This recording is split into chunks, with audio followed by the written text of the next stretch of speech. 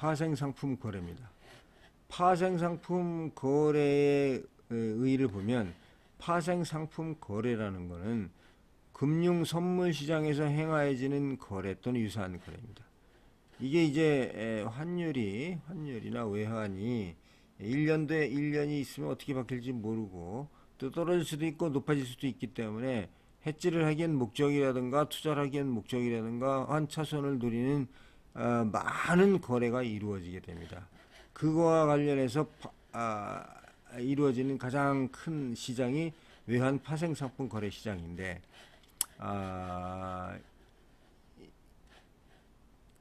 금융 선물 시장에서 행하여지는 거래 또는 이한 유사한 거래로서 다음의 거래를 말합니다. 상품 등 지급수단, 증권, 채권, 기타 거래될 수 있는 상품을 장래 일정 시기에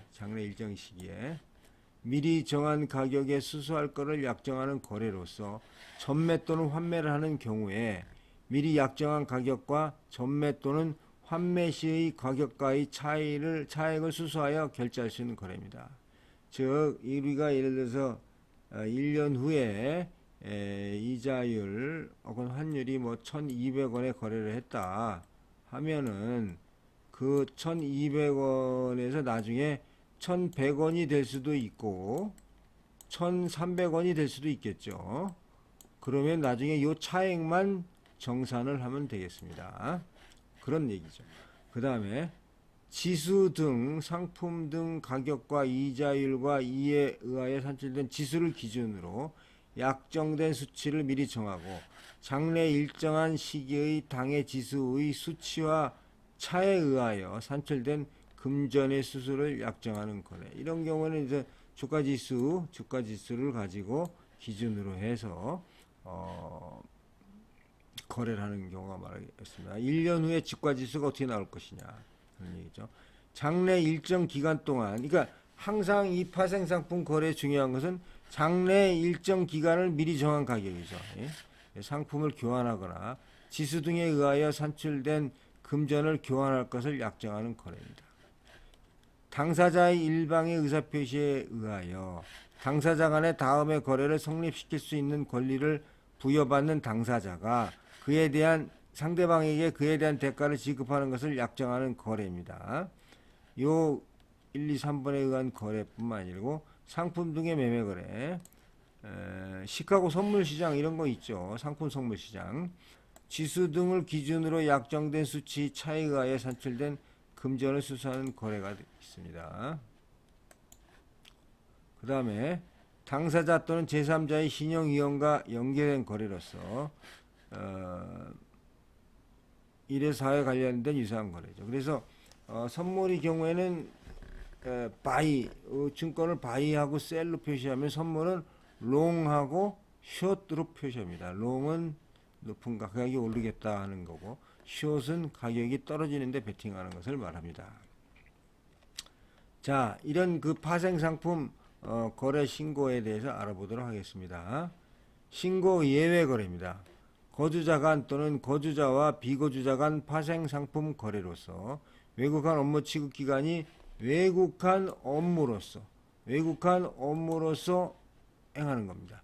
외국한 업무로서 행하는 거래는 신고를 요하지 않습니다. 외국한 업무로서 행하는 거래는 신고를 요하지 않습니다. 한국은행 총재에 신고하는 경우입니다. 거주자 간 또는 거주자와 비거주자 간 파생금융 거래로서 제1항에 해당하지 않는 거래 또는 제1항에 해당하는 거래 중 다음 각 호에 해당하는 경우에는 거주자가 한국은행 총재에게 신고를 해야 합니다. 한국은행 총재는 필요시 동신고 내용을 국세청장에게 열람하도록 해야 됩니다.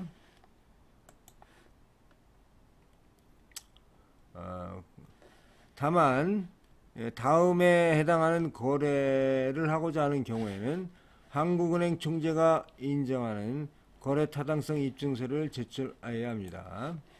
액면금액의 20% 이상을 옵션 프리미엄 등 성급 수수료로 지급하는 거래를 하는 경우, 옵션 프리미엄 성급 수수료입니다.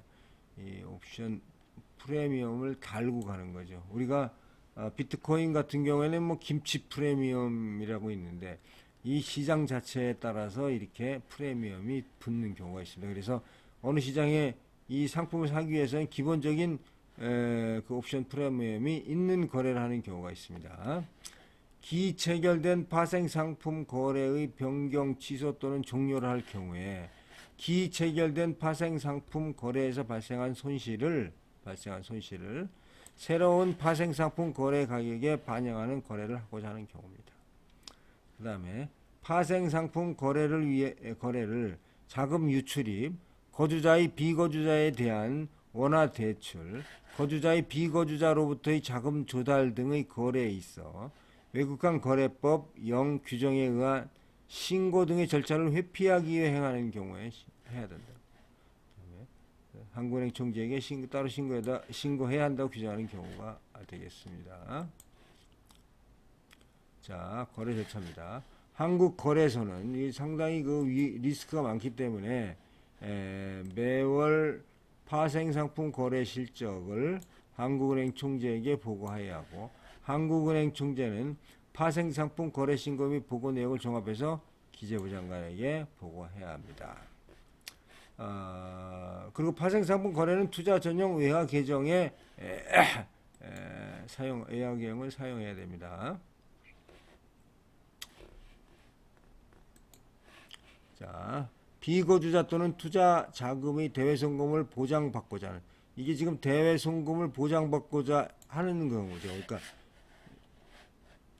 자기가 우리나라에 자금을 갖고 왔는데 이걸 다시 갖고 나가는 거를 보장을 해달라 하는 그런 보장을 받고자 하는 외국인 거주자가 장내 파생 상품에 투자하거나 장외 파생 상품을 청산 회사를 통하여, 장내 파생 상품은 증권시장 내에서 파생 상품을 선물 투자하는 거고, 장외 파생 상품은 밖에 나와서 그 우리 기업이나 증권회사가 에서 블록딜 같은 거 이루어지는 경우를 말합니다. 외국한 은행의 투자자 명의 전용, 투자 전용 대외 계정과 투자 전용 비거주자 원화 계정을 개설해서 투자 관련 자금을 송금하거나 회수하여야 합니다. 이 경우 투자 전용 대외 계정, 투자 전용 비거주자 원화 계정의 예치 처분은 외국인 투자자의 국내 원화 증권 투자 시의 증권 투자 전용 계정의 규정을 준용합니다. 투자 중개업자 또는 한국거래소, 증권금융회사 또는 청산회사는 비거주자 또는 투자자금의 대외 송금을 보장받고자 하는 외국인 거주자의 장내 파생상품 투자를 위해 투자 중개업자 명의 투자자 전용 외환 계정 또는 한국거래소, 증권금융회사 명의 투자 전용 외화 계정을 개설할 수가 있습니다. 이 경우 투자 전용 외화 계정의 예치 처분은 외국인 투자자의 국내 원화 증권 투자 시의 증권회사 등의 투자 전용 외화 계정 규정을 준용합니다. 그 다음에 투자 중개업자 등은 비거주자의 장내 파생 상품 투자를 위한 계정을 관리함에 있어서 투자자의 결제 자금이 이 규정에 의한 인정된 거래인 것을 확인해야 됩니다. 또 이와 관련한 투자 중개업자, 한국거래소, 증권금융회사, 청산회사 명의의 투자 전용 외화 계정의 현황, 장내 파생 상품 중 투자 현황, 매매 실적 등의 보고 등은 이 조항을 준용합니다. 이 보고 조항을 한번 볼까요? 7-39조 보고인데, 외국한 은행의 장은 제7-37조 투자 전용 계정 현황을 증권 종류별로 분리해서 다음 영업일까지 한국은행 총재에게 제출해야 됩니다. 증권 종류의 구분 및 세부 보고 내역 등은 한국은행 총재가 정하는 바에 따릅니다. 그 다음에 투자 매매업자, 투자 중개업자는 증권 투자 현황, 매매 실적 등을 투자자별 증권 종류별로 분리하여 다음 영업일까지 한국은행 총재에게 제출하여야 하며, 한국은행 총재는 제출받은 자료 중 통계형 자료를 다음 분기 첫째 달 10일까지 금융감독원장에게 통보합니다. 증권 종류의 구분 및 세부 보고 내역 등은 한국은행 총재가 정하는 바에 따릅니다. 한국은행 총재는 제1항 내지 제2항의 규정에 의하여 보고받은 투자 전용 계정 현황 및 증권 종류별 매매 현황을 종합하여 기획재정부 장관에게 보고하여야 합니다. 외국인 투자가의 투자 위탁을 받아 투자 전용 계정을 개설한 국제예탁결제기구는 매월별로 투자를 위탁한 외국인 투자자별 거래 및 보유 내역을 다음 달 10일까지 한국은행 총재에게 보고를 해야 합니다. 간단하게 파생상품 거래에 관련한 그런 사례를 한번 보도록 하겠습니다. 장외 파생상품의 매입 절차에 대해서입니다. 국내 비상장 회사가 외국 서비스 회사가 발행한 외화 표시 장외 파생 상품을 취득하려고 합니다. 규모는 수백만 불 규모가 될 것 같고 특정 회사의 성과에 연동하여 지급액이 결정하는 퍼포먼스 링크드 노트입니다. 퍼포먼스 링크드 실적에 따라서 이게 가격이 변동되는 거죠. 국내 비상장사가 이를 취득할 수 있는지, 있다면 어떠한 절차 신고를 거쳐야 하는지. 우리가 신고 외의 거래를 제외하고는 전부 한국은행 총재 허가를 받도록 돼 있죠. 그래서 국내 영리법인이 비거주자와 외화 표시 장외 파생 상품 거래를 하는 것은 외국한 거래 규정에 따라 사전에 한국은행 총재 허가를 받아야 합니다. 그 다음에 파생 상품 거래에 대한 보증입니다. 국내 A사는 해외 자회사인 B사를 100% 보유하고 있습니다. B는 해외 현지에서 해외 금융기관인 C와 통화 수합 거래를 하려고 합니다. 이 A가 통화 수합 거래 보증하는 경우 이건 A가 나중에 문제가 생기니까 당연히 A가 신고를 해야 되겠죠.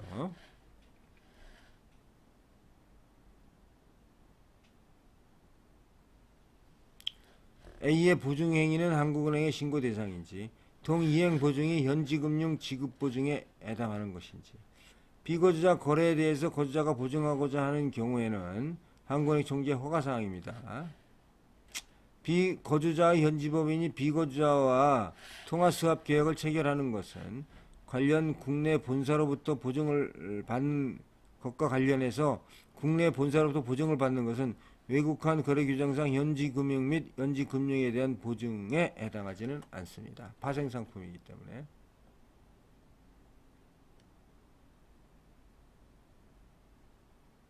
비거주자와의 선물 거래에 대해서 상품 구매 및 판매 관련 가격 변동을 해지하기 위해서 선물 거래를 해야 할 시 외국은행을 거치지 않고 비거주자와 직접적으로 선물 거래를 해야 하는 경우 한국은행에 사전 신고를 해야 하는데 절차 및 필요서는 어떻게 됩니까? 주기적으로 반복하는 선물 거래에 대해서 건별로 매 신고를 해야 하는지 해야 되는 거죠. 외국한 거래 규정에 따라서 거주자가 비거주자와 농산물 및 광산물 등 금융상품이 아닌 상품을 대상으로 파생상품 거래를 하고자 하는 경우에는 한국은행 총재에게 사전 신고를 해야 합니다. 동신고와 관련한 필요 서류는 신고서하고 파생상품 거래 내용 자료, 관련 계약서, 실체 확인 서류입니다. 더불어 주기적으로 반복되는 선물 거래의 경우에는 한국은행의 신고 조건에 따라 일정 기간 동안 허용한 후 사후 보고할 수가 있습니다. 자, 그 다음에 파생상품 거래로 보아 한국은행 신고 대상인지 여부입니다. A사는 비상장 영리법인으로서 외국법인과 50대 50으로 비상장 영리법인을 설립하고자 합니다.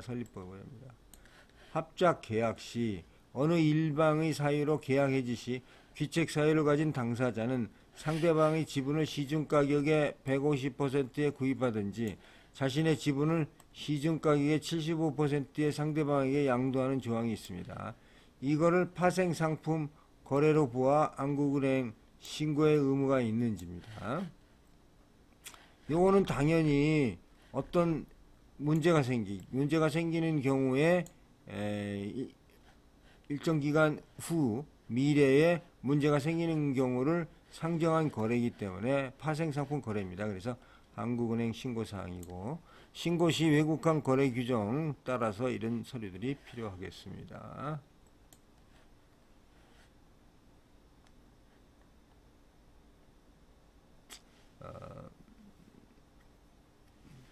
파생 상품을 거래함에 있어서 사실상 외화 대출 거래가 있는 경우 외국한 거래법에 저촉을 받는가?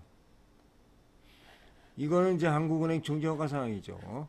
파생 상품 거래를 자금 유출입, 거주자의 비거주자에 대한 원화 대출, 거주자의 비거주자로부터의 자금 조달 등의 거래가 있어 이 법령 규정에 정한 신고의 절차를 회피하기 위해서 행하지는 거래로서 한국은행 총재 허가 사항이 되겠습니다. 그러면 파생상품 거래와 관련한 외국한 거래 규정을 한번 보겠습니다. 7-40조입니다. 7-40조 파생상품 거래. 파생상품 거래는 우리가 외국한 업무 취급 기관이 외국한 업무로서 행하는 거래는 신고를 요하지 않습니다. 신고를 요하지 않습니다. 그러나